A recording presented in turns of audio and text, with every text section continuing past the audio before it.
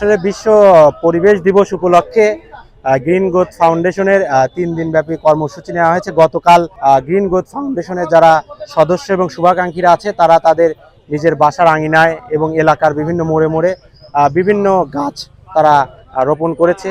এবং আজকে মূলত পরিবেশ রক্ষার্থে আমরা যে বিভিন্ন রকম সমস্যাগুলো দেখে থাকছি, যেন বায়ুমণ্ডলের ওজোন স্তর বেড়ে যাওয়া, এগুলোকে সামনে রেখেই আমরা যেন এই জ্বালানি তেল ব্যবহার না করে সাইকেল চালিয়ে নিজের শরীরের এনার্জি নষ্ট করে আমরা যে সাইকেল র্যালিটা করছি, এর মাধ্যমে বোঝাচ্ছি যে আমরা পরিবেশ রক্ষার্থে আমরা বিভিন্ন সময় যে জ্বালানির অপব্যবহার হয়ে থাকে সেই অপব্যবহার এবং এই যে বিলাসিতার ক্ষেত্রে আমরা বিভিন্ন গাড়ি এবং বিভিন্ন মোটরসাইকেল ইউজ করি সবসময়, এটিকে আমরা সামনে রেখে পরিবেশ রক্ষার্থে আমরা নিজের শারীরিক শ্রম হচ্ছে এবং ফুসেল ফয়েল এটি নষ্ট হচ্ছে না এবং পরিবেশ রক্ষার্থে একটি ভূমিকা রাখছে।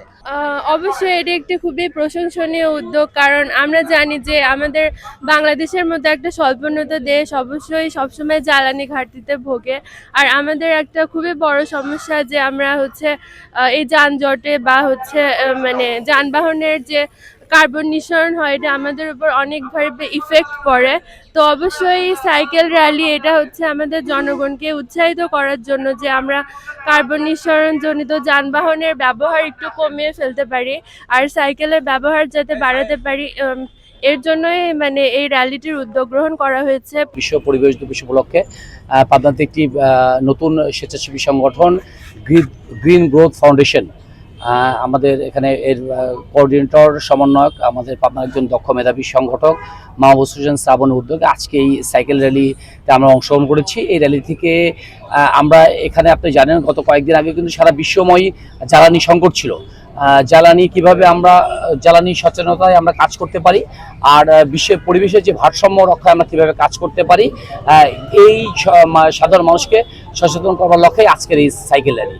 আর গ্রিন গ্রোথ ফাউন্ডেশন যে জলবায়ু এবং বিশ্ব পরিবেশ নিয়ে কাজ করছে, জলবায়ু এবং বিশ্ব পরিবেশ নিয়ে কাজ করার মতো স্বেচ্ছাসেবী সংগঠন কিন্তু খুবই কম। তো আমরা সাধারণ মানুষকে সচেতন করতে চাই, আমাদের পরিবেশের আমাদেরকে রক্ষা করতে হবে। আমাদের এই যে পরিবেশের যে ভারসাম্য আমরা রক্ষা করতে ব্যর্থ হচ্ছে, এটা কিন্তু আগামী প্রজন্মকে একটি রেড সিগন্যাল দিচ্ছে। এই জন্য আমরা সাধারণ মানুষকে সচেতন করতে চাই। আসলে আমরা সকলে মিলে একটি যেন আগামী প্রজন্মকে আমরা একটি সুস্থ পরিবেশ দিতে পারি, এটাই আমাদের এই সাইকেল র্যালি থেকে সাধারণ মানুষের কাছে আমরা এটাই তুলে ধরবার চেষ্টা করছি। উদ্যোক্তাদেরকে আমি স্বাগত জানাই। মানুষ আসলে এই ব্যাকই পছন্দ করে, একশো ঘুরে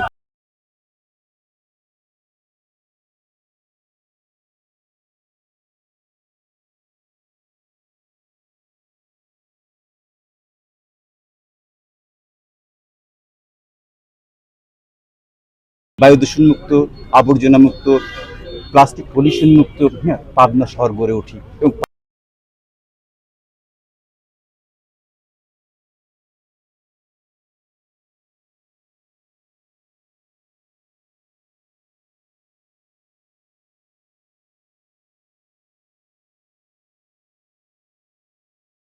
সারা বাংলাদেশ ব্যাপী আমাদের সদস্য এবং শুভাকাঙ্ক্ষীরা বৃক্ষরোপণ করেছেন। এটি গতকালকে 5 জুন আমাদের সেই পর্বটি হয়ে গিয়েছে। আপনারা আজকে দেখতে পাচ্ছেন জ্বালানি সচেতনতায় আমরা যাতে রিনিউয়েবল এনার্জি ইউজ করি, এটা নিয়ে অ্যাওয়ারনেস তৈরি করার জন্য আমরা আজকে একটি সাইকেল র্যালি করছি। এবং আগামীকালকে আমাদের একটি নীতি নির্ধারণী একটি ফোরামের একটি আমাদের গোল টেবিল বৈঠক রয়েছে, সেটির নাম দিয়েছি আমরা round table on inclusive climate action, every citizen role in environmental defence.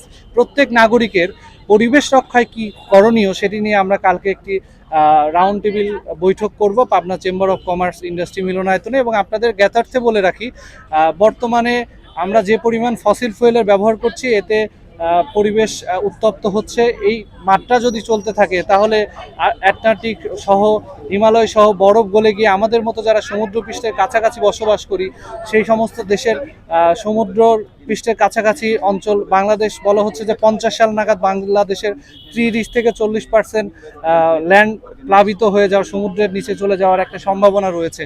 তো এই সকল সম্ভাবনাকে মাথায় রেখে পৃথিবী ধীরে ধীরে উত্তপ্ত হচ্ছে। আমরা ক্লাইমেট অ্যাকশনের প্রভাব দেখতে পাচ্ছি, এগুলো কিভাবে জলবায়ু পরিবর্তনজনিত সংকট মোকাবেলা করা যায় সেটি মাথায় রেখে, কিভাবে নবায়নযোগ্য জ্বালানির ব্যবহার বাড়ানো যায় সেটিকে মাথায় রেখে, পরিবেশ রক্ষা কিভাবে করা যায় সেটিকে মাথায় রেখে আমরা গ্রিন গ্রোথ ফাউন্ডেশন নামে এই সংগঠনটি প্রতিষ্ঠা করেছি।